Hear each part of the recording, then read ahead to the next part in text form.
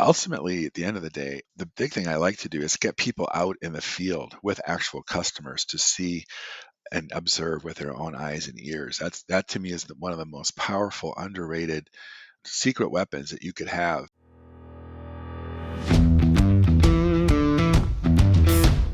Technology is transforming how we think, how we lead, and how we win.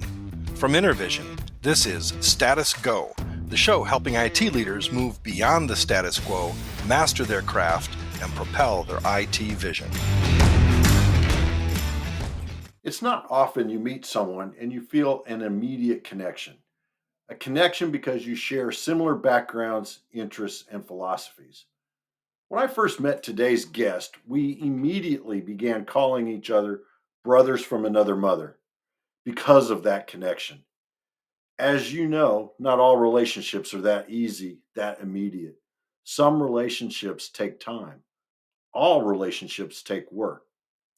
I'm your host, Jeff Tunn, and on this episode of Status Go, we're going to talk about relationships. And no, today's guest is not Dr. Phil. We're going to talk about the business relationships and why they are so fundamentally important to IT leaders across the globe. Today's guest is Joe Topinka, CIO, author, speaker, visionary, and coach. Joe is the author of IT Partnerships, a Field Guide, a fantastic resource for IT leaders who want to build a business relationship management practice from the ground up or rescue a practice that isn't delivering results. Welcome to the show, Joe. Thanks, Jeff. It's so great to be here. Thanks for having me on. I'm so looking forward to this conversation because you and I have a similar approach to running IT in that we value the relationship side of it so much. And I just love your imagery of a field guide. So take us on your journey by telling us a little bit about your career and what led you to the work that you're doing today. Well, I've been in IT for 40 plus years now and started out as a software engineer back in the late 1970s. So that seems like ancient times, where we wrote code on stone tablets. I would assume.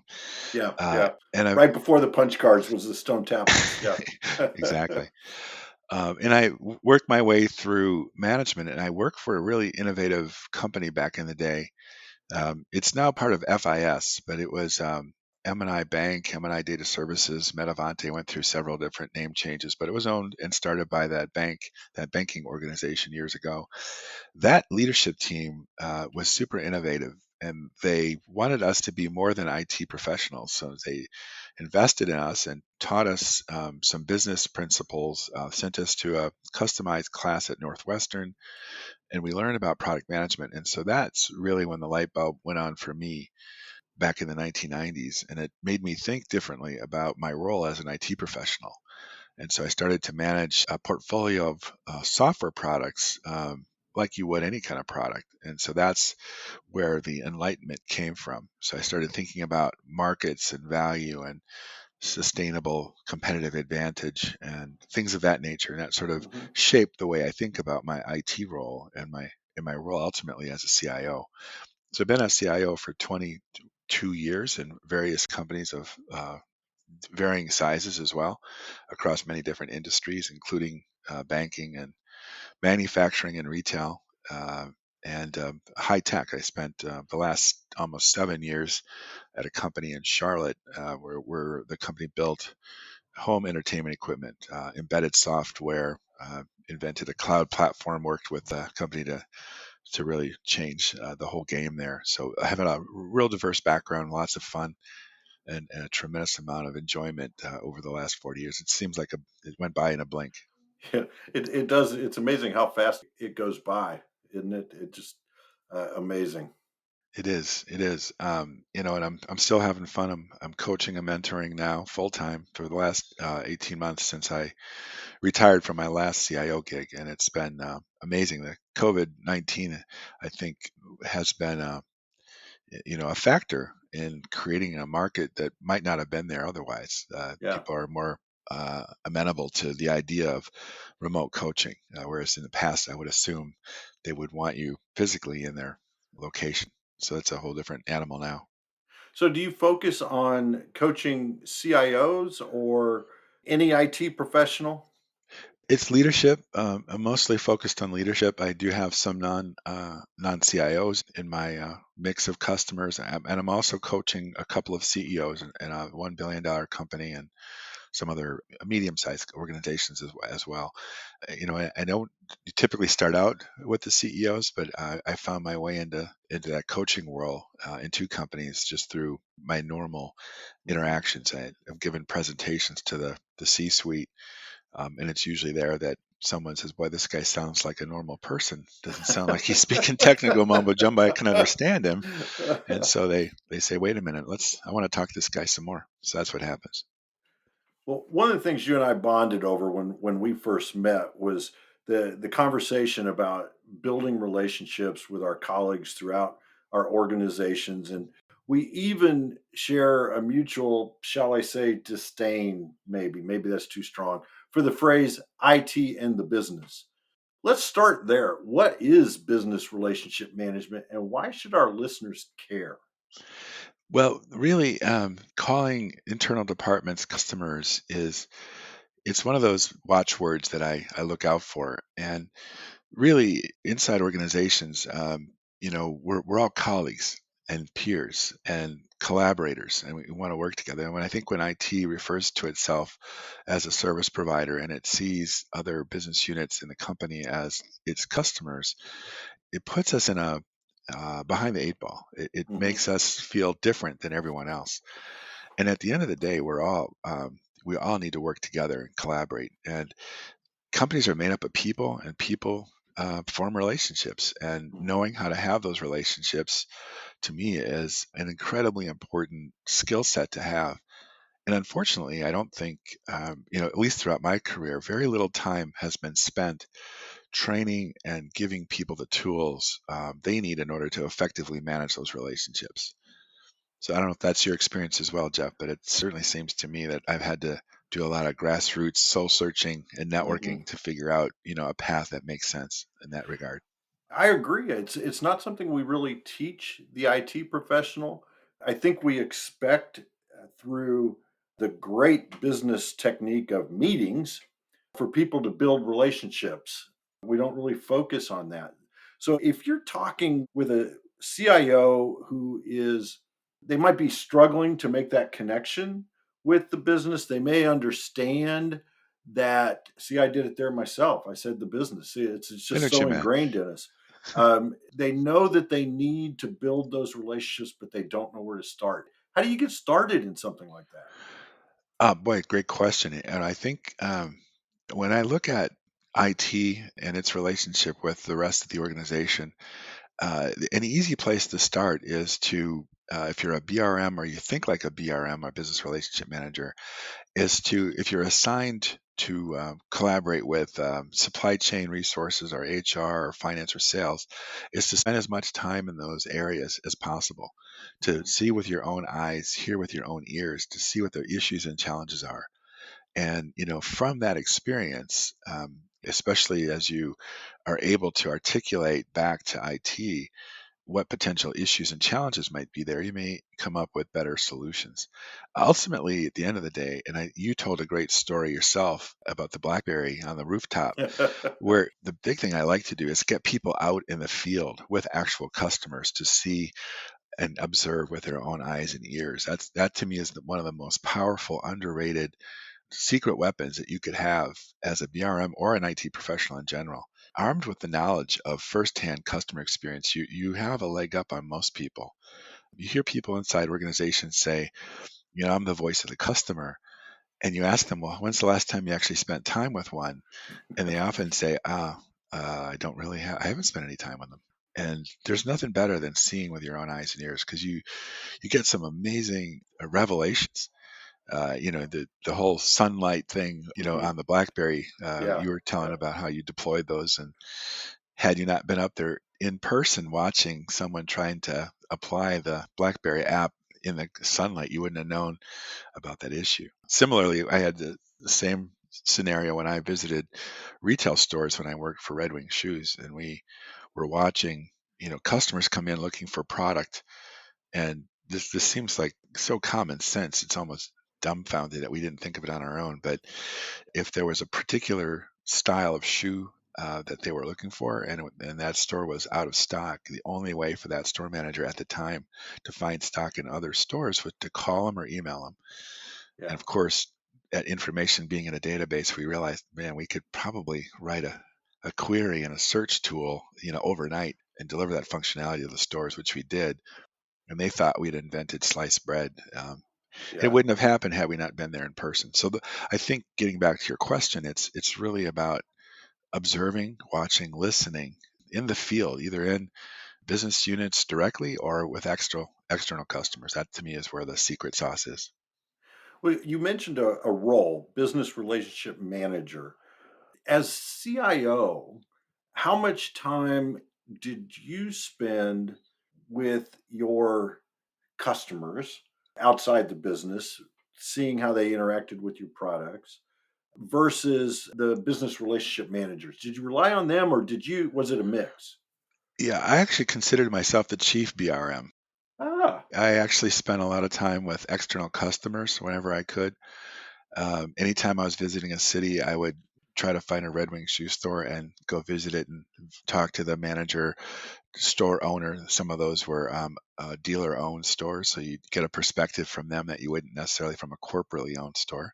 mhm. Generally not, but nothing better than actually hearing and seeing with your own eyes and ears. I couldn't tell you what percent of time it was, but I did it as often as I could. Even when I was on vacation, if I were in a city and I saw a Red Wing store, I'd actually pull in and pop in and talk to the store owner. Bet your family loved that. Oh yeah, they did. Well, I got Red Wing to commit. I used to have this card that was a discount card. I can't remember the percent. It might have been 20%. And they let us give those cards out to anybody that we came into contact with that liked Red Wing shoes, just to promote the brand.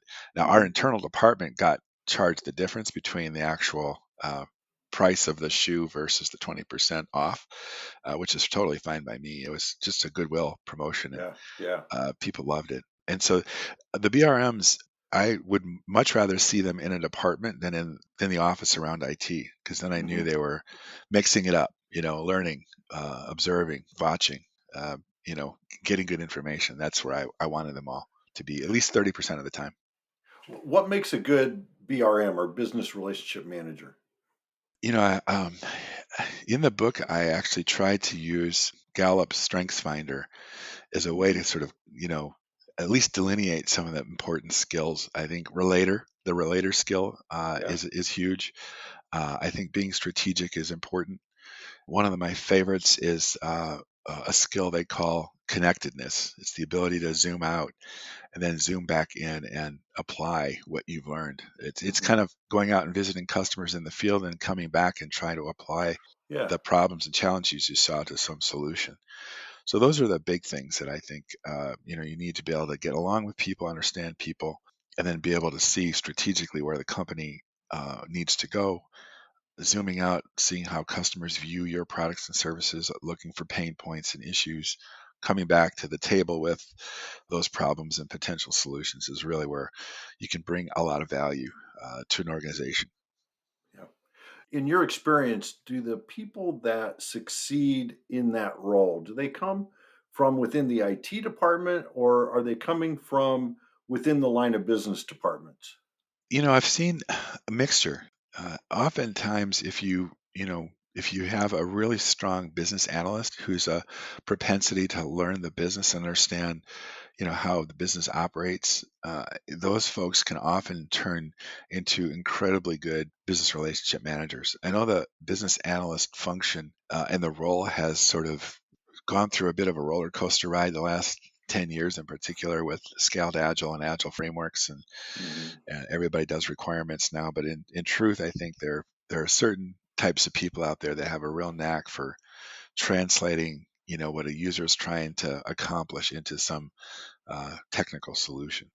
mhm. Um, so I think they can come from both parties, both camps, and I think a big part of it is um, what you have to do in those roles is sort of set aside what you know about the current technology landscape at your company and look open-mindedly at the problems and issues that are in front of you and not be boxed in by whatever solutions you have at the ready. Just being open-minded and self-reflective around what might be possible is some oftentimes leads to some incredible wins and solutions for companies. That's a great skill to be able to set aside the known, if you will, and look at it with just the eyes of the possibilities. Is that a skill that you look for specifically in BRMs? Is that a skill that you try to develop in the team that you're building as CIO? I do look for that skill, and I look for people. It's a bit of self-awareness too. And openness, so that you're not necessarily boxed in, and you can sort of pick that up in discussions with people. If everything looks like a nail to them, and all they have is a hammer, Yeah, they'll come back to the same solutions over and over. And that's understandable, but I think in the role, being a BRM is incredibly challenging from many perspectives. It's not a well understood role in mhm, most companies. And even I think we're in our seventh year as an institute. One of the biggest challenges we face is once the programs are up and running, if that principal, if that person, let's say it's a CIO who brought that program into the organization, decides to leave, oftentimes you're having to reinvent why the role makes mhm. sense and why it's there. Where there has been success, the business units that have BRMs associated with them scream bloody murder if the new CIO says that we're pulling it because we don't understand the role. So Yeah, it's interesting to watch. We're still going through our early stage learnings on how to make the role more commonplace. And I think it's less about a role; it's more about a capability. It's yeah. thinking about the business, thinking about end customers and pain points, and holistically thinking about how you deliver results across that whole spectrum of capabilities. I'm glad you mentioned that, Joe, that it's not necessarily the role, it's about the capability, because I know some of our listeners out there are thinking, that means I've got to add more people to my team and that's going to be more budget. I just can't. They can do it with some of their existing team if they have that capability, right? They can, and you always have to weigh budgets and dollars, and you're always constrained. So I think teaching everyone what those skill sets are, especially those that are interested in it, those that are willing to learn and adopt those skills, it can help anyone out. And we're seeing it at the institute. We're seeing HR and some finance professionals have a real high desire to learn more about those skills because they really are, they transform the role really. Hmm. I can certainly see the role in IT, and that's certainly what I've been writing about, and that's been my experience. Because in IT, we still are the youngest function inside companies, because Yeah, finance and sales, and I don't know about HR, but they've been around for thousands of years. yeah. IT's only been around, what, 45 years or so, but as long as I've been in the business. So we're still the young kid on the block, and still a lot of explaining to do. But it's fascinating, and I think it's a great time to be in IT, and it's a great time to be at BRM. The world is changing right before our eyes. It is changing faster and faster every day. I'd love to touch on a relationship we haven't discussed yet, which is vendor relationship. How do you counsel CIOs to approach vendors and the relationships that they need to have with their vendors? Another great question, Jeff. To me, that is an area that has changed most dramatically over the last, say, 5 or 6 years in particular. I've talked to you about this model that I have. You look at design, build, run Mhm. in the Gartner world. I've sort of rebranded or reshaped that into a new way of thinking. I call it collaborate, integrate, and orchestrate. And those three terms describe various domain attributes. On the collaborate side, because there's so much as a service available now, from business solutions to cybersecurity solutions and more, you have, as a BRM or as an IT professional, more options to choose from in Hmm. terms of solving those business challenges that you see with your own eyes and ears when you're in a business unit or you're out with customers. And the more you know about that landscape, the better off you are. And it means that those partners are more than just a service provider to you. They're actually helping fulfill strategic capabilities that you're prescribing to help solve some of the problems that may be in front of you. So that's what I mean by collaborating with partners, collaborating inside the organization as a strong relationship builder. You're building those relationships with those vendors, and you want those vendors to be successful. Because if they're not, then it ultimately reflects poorly on your organization as well. And then on Hmm. the I part, it's integrating those platforms and it's pulling the information out. And those are the keys that we're going to spend a lot of time on in the road ahead, because as more as a service platforms are available, our job in IT will be to integrate them and make them feel as though they're one platform, and then pulling the relevant information out so that you can actually action against that information that's in those systems.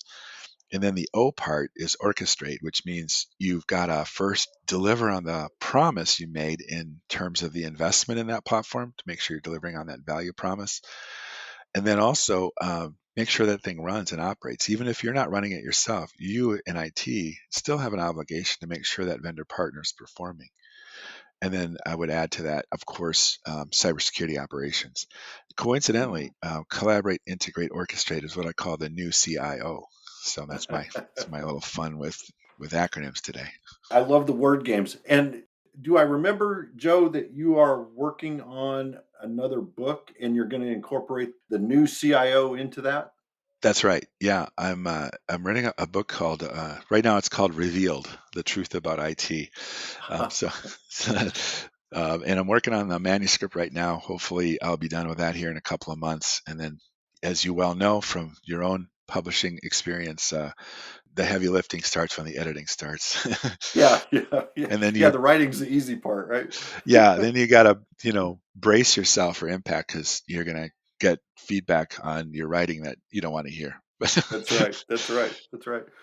Well, how do you talk to, I guess, for lack of a better term, I'll call him maybe an old school CIO, someone who looks upon vendors and that relationship as I just got to get the lowest price I can. I'm going to beat them up over every dime, every penny.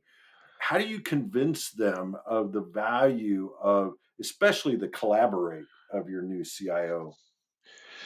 First, I'd say it's a losing argument to say that that's not going to happen because it is happening, and it's more or less trying to open their eyes to the realities that we're facing. I have a picture that I show of the traditional days when I was first in IT, where if you've got platforms that you're running, all of the specialty skills that are needed to manage that platform, from systems administrators to project managers to application specialists and on and on. That whole stack you had on your team. That was Hmm. all your own folks. So as you move from that column, and imagine three more columns, infrastructure as a service, platform as a service, and software as a service. As you Hmm. move from left to right across that spectrum, you're not having to manage as many of those resources anymore because you're asking a third party to do that. So Yes. traditional IT organizations are changing because of as a service. In my last gig, I implemented Manhattan Scale, the state of the art warehouse management solution. And in the past, I would have had to have systems administrators load the software on servers, whether they were in AWS or Azure. I'd have, application folks that were familiar with the platform and could configure it and all of that sort of thing. But in essence, we used their software as a service platform, and I basically had very little to do other than integrate some data to it. Hmm. And they did all the configuring and managing. And we paid for that, but it was a very quick turnaround from having something on prem to placing our bet on their new cloud platform. And it worked out well. As I was talking with a group of CEOs probably a month or so ago, was using a similar chart to what you were just describing of the traditional on premises all the way over to software as a service in that stack of technology that has to be managed. And I can remember one of the CIOs when I got over to software as a service was like, oh, well, then my IT team, I don't need them anymore because somebody else is doing all that work. And I think they were forgetting about the integrate and orchestrate pieces of that. Right. Yeah, and nothing stands still. Products and services evolve, new capabilities come on the scene. There's an untapped amount of capability that the marketplace never stays in one place. If it did, it'd be easy. Yeah, yeah, we're still riding horses, I guess, and yeah, tying them yeah, to posts, but that never happens, and that's yeah. a good thing. Yeah, there's always an evolutionary stage and new players and new vendors, new capabilities, new solutions coming on the scene. Well, one of the other things that we talked about last week that I want to touch on is the coolest name for a law that I've ever heard, which is Dude's Law. It conjures up images of Jeff Bridges and that whole thing. But what is Dude's Law and why is it important to IT? Well, Dude's Law is not my own invention, but it's something that I've been sharing with people. There's a gentleman that I knew for many years by the name of David Husband, who unfortunately passed away 3 or 4 years ago, unfortunately, from a rare form of cancer. But he Oh. was an agile expert. He hated being called an agile expert. He and I would meet periodically every couple of weeks and just shoot the breeze around product and agile and its evolution. And he was also he looked like the Big Lebowski. So he had real long hair, big guy, and everybody was a dude. And he also was an electrical engineer, so he loved Ohm's law. And so he used Ohm's law and he repurposed it. And he said, I've been thinking a lot about this. People are so enamored with a methodology, whether it's agile or even waterfall. And it occurred to him that he said that value is equal to why you do something divided by how you do it. And if you spend all your time on how and forget about why, value goes down. And so Ah, that's when the light bulb went on for me. It's like, wow, we've been in this holy war about waterfall versus agile, now scale to agile. Yeah, those are all execution techniques. But most importantly, keep your eye on why you're doing what you're doing. Where's the value? How's it helping customers? How's it helping the company? Spend more time there than you do on the methodology. it always comes back to why, doesn't it? It You've does. got to understand your why. Joe, as we talked about status go, one of the things that we like to emphasize is that we want to leave our listeners with some actions that they can go take that will help them in their career, help them with the delivery of the projects that are in front of them. What are one or two things that our listeners should go do tomorrow because they listened to our conversation today? Well, there's two things I'd say to do. Number one is I get out and visit external customers. If you can't do that, spend some time in a business unit. Go spend some time in the supply chain or sales. Go out on a ride along with the sales team. You learn so much from that whole experience. That's one first thing I would do. And the second thing I'd recommend is, besides reading your books and my books, uh, is I would find a mentor, because Yeah. it's this is a marketplace in an age where there's so much change. I call it COVID accelerated change. Mhm. Things are happening so quickly, and it's tough to go it alone. And I'd really advise people find a mentor to bounce ideas off of, and tap into that person's network. Mhm. It's partly what's helped me in my career. Not partly, it's in a big way. It's helped me push through a lot of challenging times when I knew I had a network I could tap into and, hey, have you Yeah. seen this, or have you done that, or I've got this challenge or that challenge. What paths might you take? One of my all-time favorite coaches is a woman by the name of Cy Wakeman. I just had a conversation with her yesterday, as a matter of fact, and she's a New York Times bestselling author, and she was just named the number one leadership guru in the world. So she's quite a remarkable Ah, woman and remarkable yeah. person. I won't say woman in this day of diversity and inclusion. She's just a remarkable person. And Mhm. we were talking about one of her favorite topics, which is personal accountability, and it's got four components. It's committing yourself 100% to something. It's being resilient, meaning expect changes or roadblocks or curveballs and still succeed anyway. And then Mhm. owning the results and learning. So commitment, resilience. ownership and learning. And what we were talking about is we took that one level deeper, and and it occurred to me, in order to have resilience, you've got to plan for it. You got to think about what might happen and how will I Yeah. position myself for resilience. And so I would just ask people to think about that for a moment as you go into your workplace, when you're committing yourself to something and expecting problems.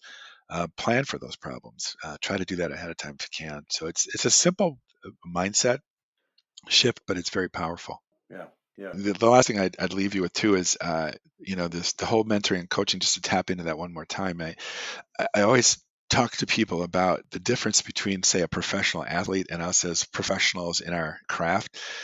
Professional athletes have coaches; they have weight training and strength coaching, and coaches in general. And here in our professional lives, it's rare that you see coaches, in that context, come into the framework.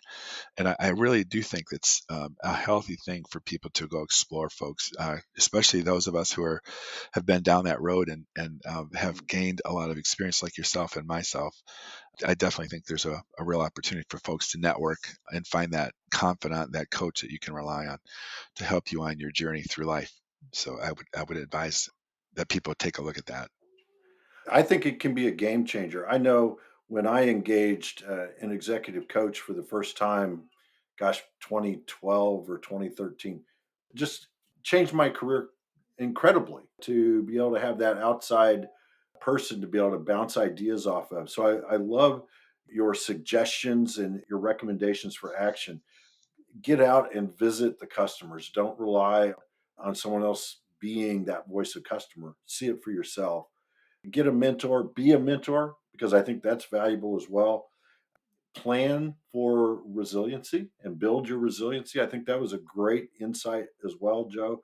And then coaching, engage with a coach and use that to help your career. So, Joe, I think those are fantastic pieces of advice for our audience, ones that they can go out and do tomorrow. Once again, I've enjoyed our conversation. I am sure this will not be the last time that we have these conversations, whether they're recorded or not. Who knows? But I've enjoyed every one of them, Joe. So, thank you so much for being with us today. Absolutely my pleasure. And you're absolutely right. This won't be our last conversation. Yeah. For our listeners, if you have a question or want to know more, go to intervision.com. We'll have show notes, we'll provide links and contact information. We'll certainly provide a link to Joe's book about IT relationships. And when his new one comes out, we'll add a link for that as well. This is Jeff Tunn for Joe Topinka. Thank you very much for listening. You've been listening to the Status Go podcast. You can subscribe on iTunes or get more information at intervision.com. If you'd like to contribute to the conversation, find Intervision on Facebook, LinkedIn, or Twitter. Thank you for listening. Until next time.